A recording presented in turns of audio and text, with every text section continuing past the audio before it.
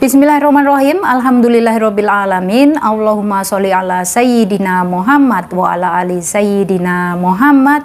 Assalamualaikum warahmatullahi wabarakatuh. Halo teman-teman, apa kabar semua? Mudah-mudahan teman-teman selalu dalam lindungan Allah Subhanahu wa taala. Amin. Alhamdulillah, di video kali ini saya akan bacakan komen dari teman kita. Oke. So di sini datangnya dari Mbak Fauza ya. Dan mbaknya ngomong seperti ini.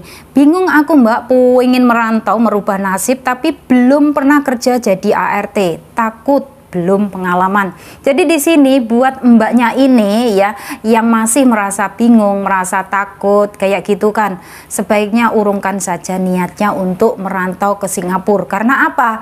Misalkan kalau mbaknya benar-benar dipaksa atau memaksakan diri, benar-benar ingin berangkat masuk ke PT, nanti yang ditakutkan itu kalau misalkan mbaknya sudah sampai di PT dalam waktu mungkin 1 minggu atau 2 minggu dan mbaknya itu benar-benar merasa ya Allah seperti ini, proses di PT aja seperti ini, apalagi nanti proses bekerja di Singapura, pasti mbaknya berpikiran sampai kemana-mana. Aduh, belajar bahasa Inggris susahnya minta ampun, terus belum lagi nanti belajar tentang tata cara kerja di Singapura susahnya minta ampun.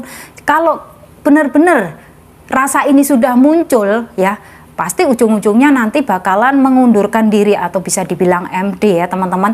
Dan mungkin mbaknya ini sudah bisa dibilang prosesnya ya, sudah medikal, pasporan, terus akhirnya mengundurkan diri dan sudah pasti akan dikenakan denda teman-teman ya. Kalau kalian sudah berurusan dengan PT, kalian sudah numpang proses di PT, kalian sudah medikal, sudah pasporan ya, itu dendanya sangat mahal sekali teman-teman, mahal ya, apalagi nanti pasporannya misalkan harus pergi ke Jakarta ya, kayak gitu mahal, itu pasti dendanya di atas 10 juta ya. Jangan sampai kalian semua yang mungkin lah ya, kalian benar-benar niat, ada sebenarnya ada niat kepengen kerja ke Singapura tapi kok ragu, tapi kenapa takut kayak gitu.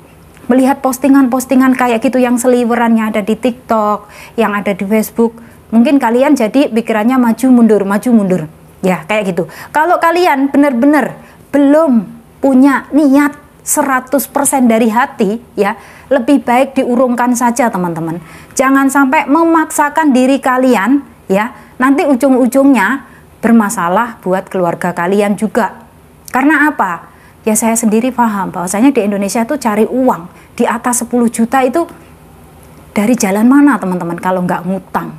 Kalau kita nggak hutang entah kemana kayak gitu ya, lebih baik diurungkan saja ya. Lebih baik mbaknya cari kerja di Indonesia aja dulu kayak gitu. Dulu saya juga seperti itu mbak ya, waktu lulus SMK saya itu malah curhatnya ke ibu, Bu, saya lulus SMK ini kerja ke Jakarta boleh nggak atau ke Surabaya? Duk, kamu itu lulusan SMK mau kerja ke pabrik Jakarta atau Surabaya, terus gajinya berapa? Kamu nggak mau, nggak pengen kerja ke luar negeri? Ibu saya tuh bilang seperti itu teman-teman ya. Terus akhirnya dari situ karena di desa saya ada sponsor ya, akhirnya ibu saya ngomong sama pihak sponsor ini karena kan masih tetangga ya. Terus dari situ akhirnya saya oke lah, saya mau ikut. Waktu itu prosesnya masih jauh teman-teman ya, di Ngawi belum ada. Waktu itu saya dibawa ke PT Jakarta, tapi prosesnya nggak seribet saat ini. Kalau dulu itu gampang banget ya, dalam waktu 1 bulan aja saya sudah terbang teman-teman ya. Padahal waktu itu belajar di PT bahasa Inggris juga nggak begitu nyantol, nggak paham kayak gitu. Belajar tata cara ya untuk kerja di Singapura, waktu di PT aja itu saya juga nggak paham kayak gitu. Tapi karena saya ini sudah keluar dari rumah ya, saya sudah numpang proses di PT, saya sebenarnya nggak ada niat kerja ke Singapura, tapi cuman karena itu saya melihat bule saya sukses kerja di Hong Kong, terus akhirnya saya mengikuti jejaknya dari bule saya ini teman-teman. Akhirnya saya memberanikan diri, pokoknya saya minta doa restu ya dari bapak, dari ibu, terus akhirnya bismillahirrahmanirrahim kayak gitu. Waktu dulu saya juga ini teman-teman ya disarankan sama ibu kayak gitu, kamu harus nyekar sama mbah dulu di Sekar sana ke Pesarean kayak gitu. Saya juga nurut teman-teman. Terus akhirnya dari situ saya berangkat ke PT, sampai di PT Saya nangis teman-teman, karena apa? Saya ingat sama ibu, sama bapak kayak gitu. Lulusan SMK, kan saya belum nikah, lulus SMK langsung masuk ke PT, dan PT-nya juga jauh di Jakarta teman-teman, coba bayangin. Terus di PT saya juga kehidupannya seperti itu teman-teman, makan seadanya. Saya nggak pernah jajan karena uang sakunya itu sudah dikasihkan di awal dan saya tinggalkan ke orang tua saya teman-teman. Di PT saya makan seadanya. PT waktu itu nggak disuruh untuk beli alat-alat tulis dan lain sebagainya, nggak. Saya cuma bawa buku 1 sama ballpoint 1. Udah itu aja ya. Terus alhamdulillah 1 bulan di situ saya langsung terbang ke Singapura teman-teman. Alhamdulillah mendapatkan majikan orang Chinese ya. Terus di situ prosesnya juga sama. Setelah sampai di rumah majikan saya juga nangis teman-teman. Saya nangis karena apa? Saya telepon sama ibu, Bu saya nggak betah, saya pengen pulang Bu. Diomongin sama ibu, dikasih tahu sama ibu, Dok nanti kalau kamu pulang, kamu itu loh masih punya utang sama agen Singapura, kamu harus sabar ya Dok ya, 8 bulan Dok. Dan akhirnya alhamdulillah teman-teman, saya bisa lolos di majikan yang pertama itu 8 bulan sudah finish potongan ya teman-teman. Akhirnya sudah 1 tahun. 1 tahun saya telepon lagi sama ibu, Bu saya pengen pulang, saya nggak betah. Diomongin lagi sama ibu ya, kamu belum dapat 2 tahun ya, kamu harus bisa 2 tahun, 1 tahun lagi Dok, sabar ya Dok, di sini didoakan sama ibu kayak gitu. Alhamdulillah teman-teman, akhirnya saya bisa finish kontrak 2 tahun. Akhirnya saya bisa di majikan pertama itu 3 kontrak teman-teman. Coba bayangkan, yang awal mulanya dari Indonesia saya benar-benar nggak ada niat kerja ke Singapura tuh nggak ada. Cuman di situ karena saya itu dikasih tahu sama ibu ya bahwasanya bule itu loh kerja di Hong Kong sukses, bisa anaknya jadi pegawai, terus itu rumahnya sekarang sudah benar-benar bagus, rumah bangunan kayak gitu loh teman-teman ya. Otomatis dari situ kan saya juga mikir, oh iya ya kalau kerja di Indonesia nanti paling-paling uangnya cuman habis dimakan aja, kadang mungkin 2 tahun terus saya langsung nikah, saya belum punya modal dan lain sebagainya. Akhirnya ya teman-teman saya berangkat ke PT dan itu naik bus besar, rombongan teman-teman, orang dari mana-mana, dari Madiun ada, Ngawi ada, Ponorogo ada, ternyata rombongan bisnya itu bis besar ya. Alhamdulillahnya lancar, meskipun ya tetap aja nangis teman-teman, nyesek ninggalin orang tua. Karena waktu itu saya kan masih mbok-mboken teman-teman ya, benar-benar masih mbok-mboken. Ya Allah, secepat ini saya harus kerja ke luar negeri, harus merantau ke luar negeri kayak gitu. Tapi setelah mendapatkan gaji setiap bulan, setelah saya mendapatkan liburan, ya mendapatkan off day teman-teman, akhirnya di situ saya malah nambah kontrak lagi kayak gitu. Waktu itu saya juga mendapatkan teman yang baik dari Blitar teman-teman, dan sampai saat ini masih berteman ya. Padahal itu tahun berapa pertama kali masuk ke Singapura, saya tahun 2005. Sampai saat ini saya masih komunikasi dengan teman saya yang ada di Blitar itu ya. Seperti itu proses untuk menuju kesuksesan ya. Proses agar menjadi orang yang sukses itu benar-benar berawal dari yang pahit teman-teman ya. Nggak ada ujuk-ujuk langsung sukses, itu nggak ada teman-teman ya. Pasti semuanya bakalan kalian merasa ya Allah seperti ini ya, kerja ngikut majikan, dimarahin, dikomplain, terus nanti kalian dimaki-maki. Hal seperti itu biasa dan wajar teman-teman ya. Kalian harus ingat, kalau kalian mau sukses, kalian harus gunakan ilmu ndablek. Jangan sampai sedikit kata-kata dari majikan yang nyelekit di hati, jangan sampai kalian masukkan ke hati, masukkan ke hati, masukkan ke hati, terus kalian menyimpan dendam, terus akhirnya kalian di situ merasa nggak betah, merasa nggak nyaman kayak gitu. Itu akan membuat beban buat kalian sendiri ya. Kalau bisa ya udahlah, nggak apa-apa, hari ini selesai, besok ada lagi hari yang baru. Kayak gitu terus. Di Singapura memang seperti itu ya teman-teman. Nggak usah diambil hati, nggak usah dimasukkan ke hati, dibuat rileks aja, dibuat santai, dinikmatin aja prosesnya teman-teman. Dan kalian di sini jangan lupa untuk selalu berdoa, mendoakan majikan kalian agar semuanya pada baik, agar di situ kalian merasa nyaman, agar dipermudah teman-teman ya. Ya misalkan buat teman-teman semuanya yang nggak diizinkan sholat ya, kalian tetap berdoa dalam hati, tetap berdoa.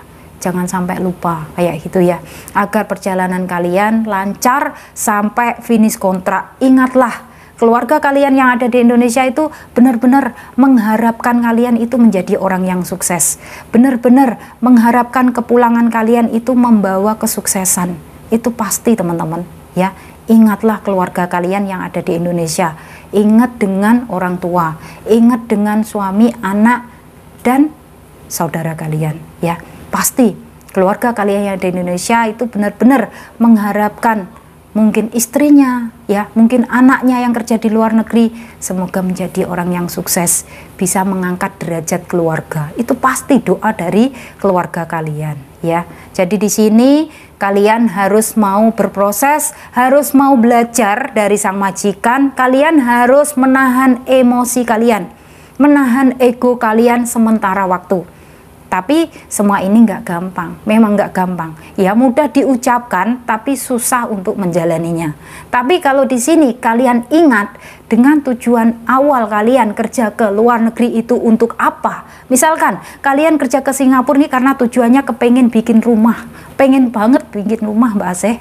Karena saya itu sudah punya anak tapi belum punya rumah.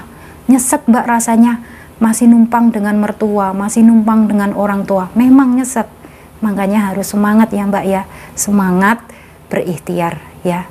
Ikhtiar itu nggak hanya ikhtiar langit aja, ikhtiar bumi juga ya, kayak gitu teman-teman ya. Semoga aja diberikan kemudahan buat teman-teman saya semuanya yang saat ini sedang berjuang, yang mungkin kalian masih numpang proses di PT, dan juga yang sudah berada di Singapura. Saya doakan semoga semuanya lancar, semoga kalian semuanya nanti menjadi orang yang sukses, bisa-bisa nanti pulang ke Indonesia menjadi, mungkin kalian mau buka usaha atau mungkin kalian mau jualan apa. Kalau kalian sudah punya modal mah kalian pulang aja ya teman-teman, nggak usah terlalu lama tinggal di Singapura. Karena apa?